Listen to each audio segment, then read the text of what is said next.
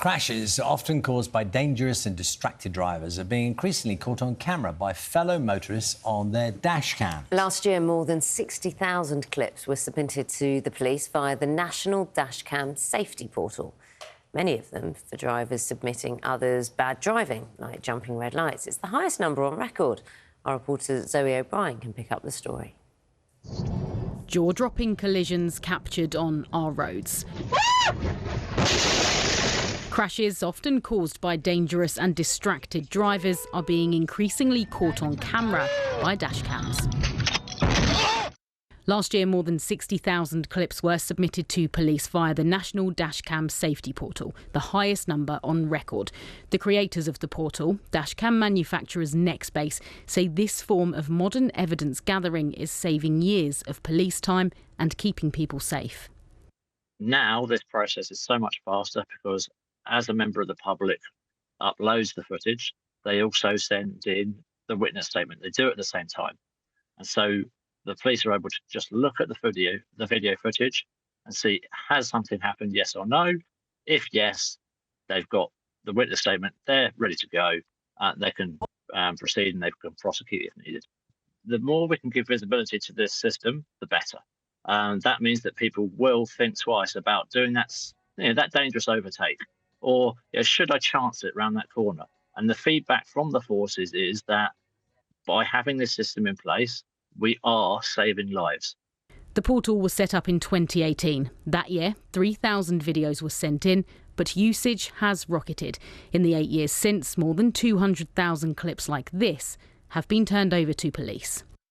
23,000 reports came from the West Midlands last year. That's one every 23 minutes. And 70% of submissions, the firm behind the site says, have resulted in enforcement action. West Mercia Police said the portal is a powerful way to address dangerous or irresponsible driving and that forces access it for Operation Snap, a national road safety initiative. Footage can also be sent directly to individual forces. But police and manufacturers say whenever you're on the road, keep your distance, avoid distractions and never get behind the wheel if you've been drinking, because all too often this is happening. And with more and more drivers recording from their cars, the chances are you won't get away with it. Zoe O'Brien, BBC News. Just makes you wince constantly, doesn't it, watching those images? There was a lot of noise effects whilst we were all watching, weren't there?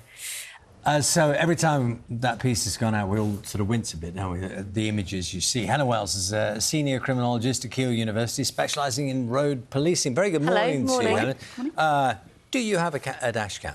I do indeed have one, yes. And why is that? Well, the basic reason is I got one when I started to do the project that I've completed at Keele University around dash cams.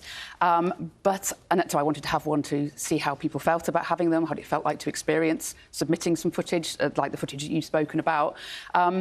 But now I've got one, I really wouldn't be without it. Have you had occasion to submit footage? I have indeed, yeah. And I think before I had a camera, we've probably all been in the position where we've seen something on the roads and thought, I wish there was a police officer around to see that. That needs addressing. And I think once my motivation, probably like many drivers and other road users, is that you can now do something about that. You can draw that behaviour to the attention of the police and hopefully have it addressed. Is there evidence that this is making roads safer? I think it's really hard to prove any kind of prevention activity. It's something we often come up against with these kind of projects. I think there's good evidence to suggest that it should be making the roads safer. We now have evidence that lots of unsafe road users have been sent on education courses. They've been potentially even banned from the roads as a result of this footage. And also there's some evidence that having a camera yourself can produce a kind of chilling effect on your own driving, so that you're aware also, of course, that the camera is capturing what you're doing. So all in all, I think the signs are good. Yeah. Also, you can feel a bit smug about kind of being able to report them, because half the time it can just wind you up. You can get really angry at other drivers behaving badly and driving dangerously. And this way you can just go, fine, I've got you. I'll just hand it in. Yeah, and I think that's something we found from the people we spoke to as part of the project that was funded by the Road Safety Trust. They really shared our interest in what the motivations of people were. None of the people we spoke to had any kind of sense of any vigilantism. They didn't go out looking for this kind of stuff. As anyone who uses the roads will know, you do just see this kind of activity in your daily road use, so you don't have to go looking for it at all. And I think that sense of anger that you spoke about is also really significant. It's anger because I think people feel that this shouldn't be happening. They feel endangered by this, and they feel that they've got some way of actually taking that action now. I wonder, I mean, what is it, 60,000 is the number of videos that have been uploaded via this portal.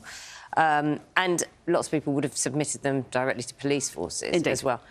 Are there the resources to look at all of this?